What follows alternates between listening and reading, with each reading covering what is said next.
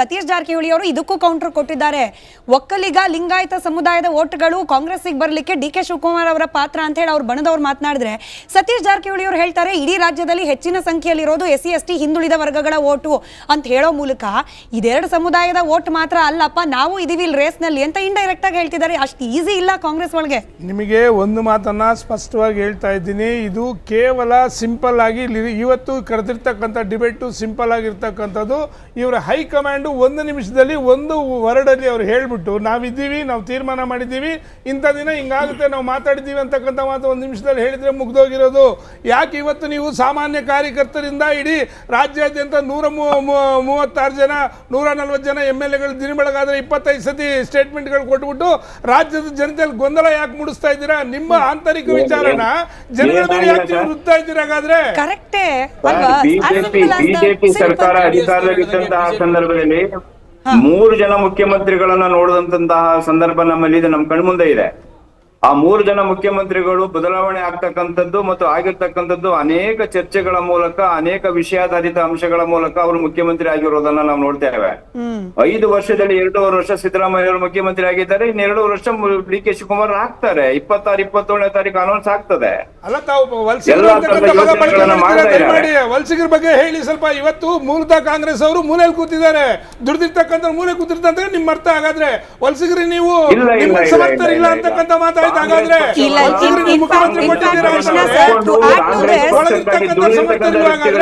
ಲಿಂಗಾಯತ ಸಮರ್ಥವಾಗಿರ್ತಕ್ಕಂಥವ್ರು ಹಾಗಾದ್ರೆ ಸಿದ್ದರಾಮಯ್ಯನವರು ಕಾಂಗ್ರೆಸ್ ಪಕ್ಷವನ್ನ ಅಧಿಕಾರಕ್ಕೆ ತರಲಿಕ್ಕೆ ಮೂಲ ಕಾರಣರಾಗಿದ್ರು, ಆಗಿದ್ದಾರೆ ಎನ್ನುವುದನ್ನು ನಾವು ಗಮನಿಸ್ತಾ ಇದ್ದೇವೆ. ಹಾಗೇನೆ ನಮ್ಮ ಡಿ ಕೆ ಶಿವಕುಮಾರ್ ಅವರು ಕೂಡ ಒಬ್ಬ ಕೃಷ್ಣ ಮತ್ತು ಅರ್ಜುನ ಹೇಗೆ ಮಹಾಭಾರತವನ್ನ ನಡೆಸ್ಕೊಂಡು ಹೋದ್ರು, ಹಾಗೆ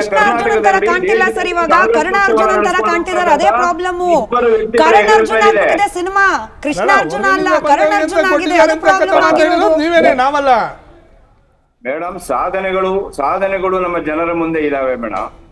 ಆ ಸಾಧನೆಗಳ ಮೂಲಕ ಇವತ್ತು ಕಾಂಗ್ರೆಸ್ ಪಕ್ಷವನ್ನ ಒಪ್ಕೊಂಡಿರ್ತಕ್ಕಂಥದ್ದನ್ನ ನಾವು ನೋಡ್ತಾ ಇದ್ದೇವೆ.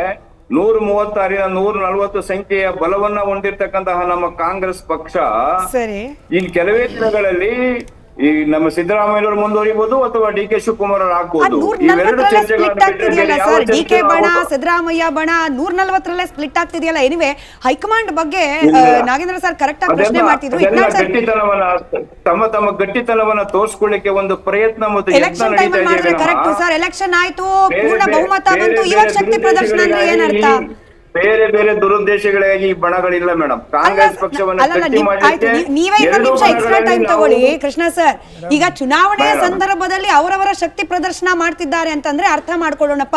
ಚುನಾವಣೆನೂ ಆಯ್ತು, ನೀವೇ ಹೇಳ್ದಂಗೆ 140 ಸಂಖ್ಯಾಬಲನೂ ಬಂತು, ಸುಭದ್ರ ಸರ್ಕಾರನೂ ಬಂತು. ಈಗ ಅವ್ರವ್ರ ಶಕ್ತಿ ಅಂತಂದ್ರೆ ಯಾರ ಮುಂದೆ ತೋರಿಸ್ಲಿಕ್ಕೆ ಹೊರಟಿದ್ದಾರೆ? ಜನರಿಗಂತೂ ಬೇಕಾಗಿಲ್ಲಪ್ಪ, ಜನರಿಗೆ ಬೇಕಾಗಿಲ್ಲ ಈ ಶಕ್ತಿ ಪ್ರದರ್ಶನ. ಇದು ಸ್ವಲ್ಪ ಅಧಿಕಾರಕ್ಕೋಸ್ಕರ ಜನರಿಗೋಸ್ಕರ ಅಲ್ಲ. ಒಂದ್ ನಿಮಿಷ ಸತೀಶ್ ಅವ್ರನ್ನ ಮಾತಾಡ್ಸ್ಕೊಂಡು ವಾಪಸ್ ಬರ್ತೀನಿ. ಹೈಕಮಾಂಡ್ ಎಲ್ಲಿದೆ? ಮತ್ತೆ ಹೈಕಮಾಂಡ್ ಬಗ್ಗೆ ಮಾತಾಡ್ತೀರಾ? ನಿಮ್ ರಾಷ್ಟ್ರಾಧ್ಯಕ್ಷರ ಕೈ ಎತ್ತಿದ್ದಾರೆ. ಈಗ ನಮ್ಮ ಹತ್ರ ಏನಿಲ್ಲ ಅಂತಂದಾಗ ರಾಷ್ಟ್ರದ ಅವ್ರು ಇನ್ನೂ ನಮ್ಮ ಕರ್ನಾಟಕದವ್ರೆ ಇರ್ತಕ್ಕಂಥ ಸ್ಥಳೀಯ ರಾಜಕಾರಣ ಅವ್ರಿಗೆ ಇನ್ನೂ ಚೆನ್ನಾಗಿ ಗೊತ್ತಿದೆ. ಅಂತವ್ರೆ ಕೈ ಎತ್ತಿದ ಮೇಲೆ ನೀವು ಮತ್ತೆ ಬೇರೆ ನಮ್ಕೊಂಡು ಹೇಗೆ ಇಲ್ಲಿ ಅಧಿಕಾರ ಸಿಗುತ್ತೆ ಅಂತ ಹೋರಾಟ ಮಾಡ್ತಾ ಇದ್ದೀರಾ? ಈ ಕಾಂಗ್ರೆಸ್ನ ಹೈಕಮಾಂಡ್ ಬಗ್ಗೆನೇ ಎದ್ದಿರುವ ಕನ್ಸರ್ನ್ ಬಂದೆ ಸರ್. ಕೃಷ್ಣ ಸರ್ ಒಂದೇಗಳಿಗೆ ಮಾತುಗಳನ್ನು ಆಡ್ತಕ್ಕಂತಹ ಜನರನ್ನ ಸೃಷ್ಟಿ ಮಾಡಿದೆ. ಆಯ್ತು ಕೃಷ್ಣ ಸರ್ ಒಂದೇಗಳಿಗೆ ನಾನು ಮಾತನಾಡ್ತಕ್ಕಂಥವರಾಗಿದ್ದಾರೆ ವಿನಃ ವಾಸ್ತವಿಕ ವಿಚಾರಗಳನ್ನ ಮಾತನಾಡಿ ಆಗ್ಬೇಕಾಗಿರ್ತಕ್ಕಂಥ ವಿಚಾರಗಳ ಬಗ್ಗೆ ಚರ್ಚೆ ಮಾಡ್ತಕ್ಕಂಥ ಕೂಜಿಗೆ ಯಾರು ಕೂಡ ಹೋಗ್ತಾ ಇಲ್ಲ. ಆಯ್ತು ಸರ್, ಈಗ ಆಗ್ಬೇಕಾಗಿರೋ ವಿಚಾರ ಏನು? ಹೈಕಮಾಂಡ್ ಬರಬೇಕು, ಒಂದ್ ಲೈನ್ ಅಲ್ಲಿ ಹೇಳಬೇಕು, ಒಂದಾ ಮುಖ್ಯಮಂತ್ರಿ ಬದಲಾವಣೆ ಇದೆ ಇಲ್ಲ ಅಂತ ಹೇಳಿ. ಇಟ್ನಾಳ್ ಸರ್, ಕಾಂಗ್ರೆಸ್ ಹೈಕಮಾಂಡ್ ಅಂದ್ರೆ ಏನು ಅನ್ನೋದೇ ಇದೀಗ ಗೊಂದಲ. ಕೃಷ್ಣ ಸರ್ ವಾಯ್ಸ್ ಒಂದ್ ಸ್ವಲ್ಪ ಡೌನ್ ಮಾಡಿರಿ, ಬಹುಶಃ ನಾನು ಹೇಳ್ತಿರೋದು ಅವ್ರಿಗೆ ರೀಚ್ ಆಗ್ತಿಲ್ಲ ಅನ್ಸುತ್ತೆ. ಈ ಪ್ರಶ್ನೆಗೆ ಅಶೋಕ್ ಗೌಡ್ರು ಕೂಡ ಉತ್ತರ ಕೊಡ್ಲಿ, ಸತೀಶ್ ಅವರು ಕೂಡ. ಮೊದಲೇದಾಗಿ ಇಟ್ನಾಳ್ ಸರ್, ಖರ್ಗೆ ಅವರು ಓಪನ್ ಆಗಿ ಹೇಳ್ಬಿಡ್ತಾರೆ ಹೈಕಮಾಂಡ್ ತೀರ್ಮಾನ. ಹೈಕಮಾಂಡ್ ಅಂದ್ರೆ ಯಾರು? AICC ಅಧ್ಯಕ್ಷರಿಗೆ ಹಾಗಾದ್ರೆ ಯಾವುದೇ ರೀತಿ ಪವರ್ಸ್ ಇಲ್ವಾ? ಈಗ ವೇಣುಗೋಪಾಲ್ ಅವ್ರು ಬರ್ತಾರಂತೆ. ಕ್ಯಾನ್ ವಿ ಬಿಲೀವ್ ಖರ್ಗೆ ಅವ್ರ ಕೈಲೇ ಆಗದಿರೋದು ವೇಣುಗೋಪಾಲ್ ಅವ್ರ ಕೈಲಾಗತ್ತೆ ಅಂತ ಹೇಳಿ? ರಾಹುಲ್ ಗಾಂಧಿ ಅವ್ರು ದೆಹಲಿಯಲ್ಲಿದ್ದಾರಾ, ವಿದೇಶದಲ್ಲಿದ್ದಾರಾ? ಇದು ಇವತ್ತವರೆಗೂ ಕೂಡ ಸಸ್ಪೆನ್ಸೇ. ಈಗ ಕಾಂಗ್ರೆಸ್ಸಿನ ಸಮಸ್ಯೆ ಕಳೆದ ಅನೇಕ ವರ್ಷಗಳಿಂದ ಇದೆ. ಹೈಕಮಾಂಡ್ ಯಾರು ಅಂತ ಅವ್ರಿಗೆ ಗೊತ್ತಿಲ್ಲ, ಅವ್ರಿಗೆ ಗೊಂದಲಗಳಿದ್ದಾವೆ, ಅವ್ರಿಗೆ ಅಸ್ಪಷ್ಟತೆ ಇಲ್ಲ. ರಾಹುಲ್ ಗಾಂಧಿ ಹೇಳ್ತಾರೆ ಖರ್ಗೆ ಅವ್ರ ಜೊತೆ ಮಾತಾಡ್ಕೊಂಡು ಬನ್ನಿ ಅಂತ ಸಿದ್ದರಾಮಯ್ಯ ಅವ್ರಿಗೆ, ಖರ್ಗೆ ಹೇಳ್ತಾರೆ ಹೈಕಮಾಂಡ್ ಜೊತೆ ಮಾತಾಡಬೇಕು. ಈ ಹೈಕಮಾಂಡ್ ಅಂತ ಯಾರು ಅಂತ ಹೈಕಮಾಂಡ್ಗಾದ್ರೂ ಗೊತ್ತಿರಬೇಕಲ್ಲ. ಬೇರೆಯವ್ರು ಬಿಡಿ, this is the final word, buck stops here ಅಂತ ಹೇಳ್ತೀವಲ್ಲ ನಾವಲ್ಲಿ. Where is that final table, ಅದು ಇನ್ನೂ ತೀರ್ಮಾನ ಆಗಲಿ. ಯಾಕಂದರೆ ಅದು ಅನೇಕ ಕಾರಣಗಳಿದಾವೆ ಅದಕ್ಕೆ. ಕಳೆದ ಅನೇಕ ದಶಕಗಳ ಸೋಲುಗಳಾಗಲಿ, ಅಲ್ಲಿ ಒಂದು ರೀತಿಯ ರಿಲಕ್ಟೆಂಟ್ ಲೀಡರ್ಶಿಪ್ ಅಂತ ಹೇಳೋದಾದ್ರೆ ರಾಹುಲ್ ಗಾಂಧಿ ಥರ ಈಸ್ ವೆರಿ ರಿಲಕ್ಟೆಂಟ್. ಒಂದು ಸರ್ತಿ ನಾಯಕತ್ವ ಬೇಕು ಅಂತ, ಇನ್ನೊಂದು ಸರ್ತಿ ಸ್ವಲ್ಪ ವೈರಾಗ್ಯದ ಥರ ಮಾತಾಡ್ತಾರೆ, ಅದೆಲ್ಲ ಇದೆ. ಅದ್ರ ಜೊತೆಯಲ್ಲಿ ಈಗ ಕೃಷ್ಣ ಅವ್ರೇನು ಮಾತಾಡ್ತಿದ್ರಲ್ಲ ಕುಲಬಾಂಧವರು ಅಂತ, ಆ ಥರದ ರಾಜಕಾರಣ ಸರಿನೋ ತಪ್ಪ ಬೇರೆ.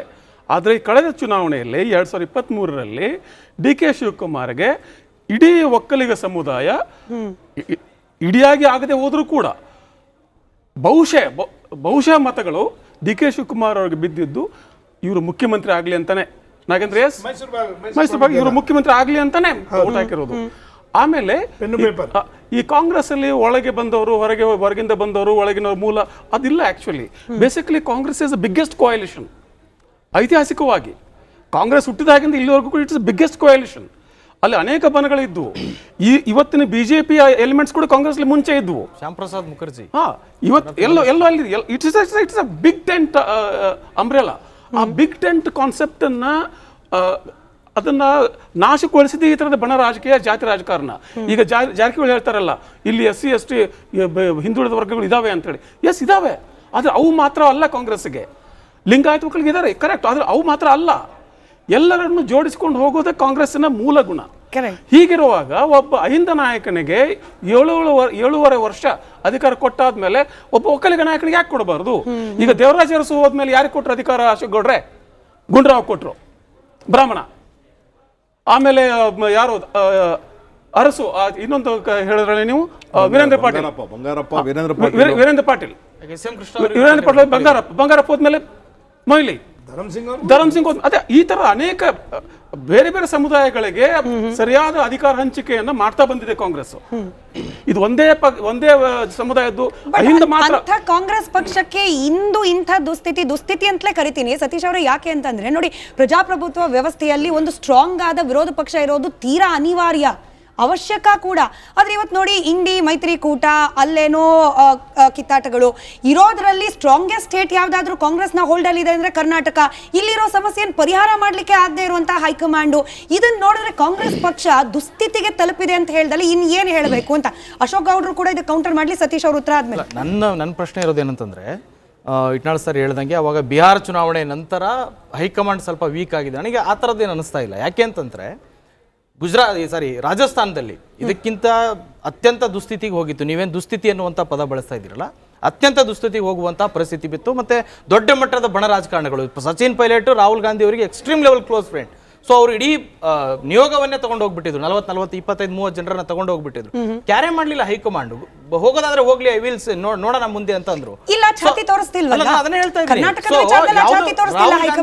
ಈಗ ಆಗ್ತಾ ಇರೋದು ಅದನ್ನೇ ಹೇಳಕ್ ಬಂದೆ ನಾನು. ಡಿ ಕೆ ಶಿವಕುಮಾರ್ ಅವರ ಬಣಗಳೇ ನೀವು ಹೇಳ್ದಂತ ನಯನ ಮೋಟಮ್ಮ, ಚಲುನಾರಾಯಣಸ್ವಾಮಿ, ಬೇರೆ ಬೇರೆ ತಮ್ಮಣ್ಣನವರೆಲ್ಲ ಹೋಗಿದ್ದಾರೆ, ಅದೇನೋ ಪಾಲಿಟಿಕ್ಸ್ ಮಾಡೋದು. ಇದರಿಂದ ಏನೋ ನಾಯಕತ್ವ ಬದಲಾವಣೆ ಆಗ್ಬಿಡುತ್ತೆ, ಡಿ ಕೆ ಶಿವಕುಮಾರ್ ಅವರಿಗೆ ಫೇವರ್ ಆಗ್ಬಿಡುತ್ತೆ, ಮತ್ತೆ ಹೈಕಮಾಂಡ್ ಅದನ್ನೆಲ್ಲ ಬಗ್ಗುತ್ತೆ ಅನ್ನುವಂಥದ್ದು ಇದ್ರೆ ಅದು ಖಂಡಿತ ಅಲ್ಲ. ಯಾಕಂತಂದ್ರೆ ಅತ್ಯಂತ ಆಪ್ತ ವಲಯದಲ್ಲಿದ್ದಂತಹ ರಾಹುಲ್ ಗಾಂಧಿ ಅವರಿಗೆ ಅತ್ಯಂತ ಎಕ್ಸ್ಟ್ರೀಮ್ ಲೆವೆಲ್ ಫ್ರೆಂಡ್ಸ್ ಇದ್ದಂತಹ ಜ್ಯೋತಿರಾದಿತ್ಯ ಸಿಂಧಿಯಾ ಬಿಟ್ಟೋದಾಗ ಕ್ಯಾರೆ ಮಾಡಲಿಲ್ಲ ಪಾರ್ಟಿ. ಮತ್ತೆ ಸಚಿನ್ ಪೈಲಟ್ ದೊಡ್ಡ ಮಟ್ಟದಲ್ಲಿ ಇಡೀ ದೇಶದಲ್ಲೇ ದೊಡ್ಡ ಇದನ್ನ ಮಾಡಿದಾಗ್ಲೂ ಕೂಡ ಕ್ಯಾರೆ ಮಾಡಲಿಲ್ಲ. ಕೊನೆಗೆ ಅವರೇ ಬರೋ ಹಾಗೆ ಮಾಡಿದ್ರೆ ಹೊರತು ಎಲ್ಲೂ ಕೂಡ ಬಗ್ಲಿಲ್ಲ. ರಾಹುಲ್ ಗಾಂಧಿ ಅವರ ನೇಚರೇ ಅದು, ಯಾವ ಕಾರಣಕ್ಕೂ ಆಗಲ್ಲ. ಮತ್ತೆ ಈಗ ಹೈಕಮಾಂಡ್ ಅನ್ನುವಂಥ ಪ್ರಶ್ನೆಗೆ ಬಂದ್ರೆ, ನಾನು ಖರ್ಗೆ ಅವರಿಗೆ ನಿನ್ನೆ ಹೇಳಿದಾಗಲೂ ಅದೇ ಹೇಳಿರೋದವರು, ಯಾವ ರೀತಿಯಾದಂತಹ ನಾವು ಏನೇ ಮಾಡಿದ್ರು ಕೂಡ Congress high command decide. Congress high command ಅಂತಂದ್ರೆ ಕೇವಲ ಖರ್ಗೆ ಮಾತ್ರ ಅಲ್ವಲ್ಲ, ಅದೊಂದು ಇದು ಇದೆ. ಹಾಗಾದ್ರೆ ಬಿಜೆಪಿ ಅವರಿಗೆ ಕೇವಲ ನರೇಂದ್ರ ಮೋದಿ ಮಾತ್ರನಾ? ಯಾಕೆ ಅಮಿತ್ ಶಾ ಅವ್ರಿಲ್ವಾ? ಯಾಕೆ ನಡ್ಡಾ ಅವ್ರಿಲ್ವಾ? ಯಾಕೆ RSS ಅವರ ಸಲಹೆ ಸಲಹೆಗಳನ್ನ ತಗೊಳ್ಳಲ್ವಾ? ಒಂದು ಸಣ್ಣ ಯತ್ನ,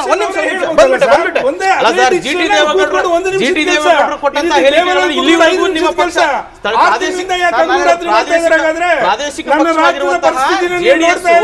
ಇಲ್ಲಿವರೆಗೂ ಕೂಡ ತಮ್ಮ ಪಕ್ಷದ ಶಾಸಕರು ಮಾತಾಡ್ತಾ ಇರುವಂತ ಮಾತುಗಳಿಗೆ ಕಡಿವಾಣ ಹಾಕಕ್ಕಾಗ್ತಾ ಇಲ್ಲ.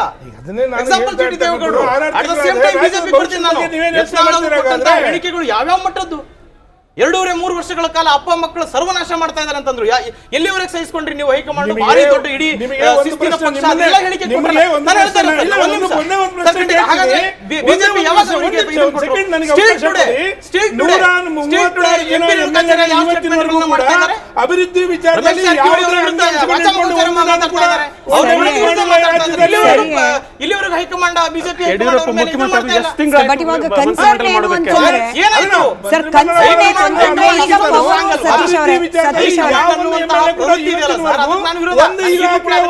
ಅಲ್ಲಲ್ಲ ಸತೀಶ್ ಅವರೇ ಇವಾಗ ಕನ್ಸರ್ನ್ ಏನು ಅಂತಂದ್ರೆ ನಾವು ಜೆಡಿಎಸ್ ನದ್ದು ಬಿಜೆಪಿಯದ್ದು ಮಾತನಾಡ್ಲಿಕ್ಕೆ ಈ ಟೈಮ್ ಸರಿನಾ ನನಗೆ ಗೊತ್ತಿಲ್ಲ ಯಾಕಂದ್ರೆ ಅಧಿಕಾರ ಇಲ್ಲ ಅವ್ರ ಕೈಯಲ್ಲಿ ಅಧಿಕಾರ ಇರೋದು ಯಾರ ಕೈಯಲ್ಲಿ ಕಾಂಗ್ರೆಸ್ ಕೃಷ್ಣ ಸರ್ ಕೂಡ ಮಾತನಾಡ್ಬೇಕು ಒಂದು ಚಿಕ್ಕ ಬ್ರೇಕ್ ಹೋಗಿ ಬರೋ ಸಮಯ ಬ್ರೇಕ್ ಇಂದ ಬಂದ ನಂತರದಲ್ಲಿ ಈ ಹೈಕಮಾಂಡ್ ಡಿಸಿಷನ್ ತಗೊಳುತ್ತೋ ಎಲ್ಲೋ ಯಾವುದೇ ರೀತಿ ಡಿಸಿಷನ್ ತಗೊಂಡ್ರು ಕೂಡ ನಾನ್ ರೆಡಿ ಅನ್ನೋ ಸಂದೇಶವನ್ನ ಡಿ.ಕೆ. ಶಿವಕುಮಾರ್ ಅವರು ಪಾಸ್ ಮಾಡ್ತಿದ್ದಾರಂತೆ ಈ MLA-ಗಳ ತಲೆ ಎಣಿಕೆ ಮಾಡ್ತೀರಾ ನಾನು ಅದಕ್ಕೂ ಕೂಡ ಸಿದ್ಧ ಆದ್ರೆ ಗೌಪ್ಯ ಮತದಾನ ಆಗಬೇಕು ಅಂತ ಹೇಳ್ತಿದ್ದಾರಂತೆ ಗೌಪ್ಯ ಮತದಾನವೇ ಯಾಕೆ ಗೌಪ್ಯ ಮತದಾನ ಮಾಡಿದ್ರೆ ಡಿ.ಕೆ. ಶಿವಕುಮಾರ್ ಅವರ ಪರವಾಗಿ ವೋಟ್ ಹಾಕುವ ನಾಯಕರ ಸಂಖ್ಯೆ ನಿಜವಾಗ್ಲೂ ಕೂಡ ಜಾಸ್ತಿ ಆಗಿದೆಯಾ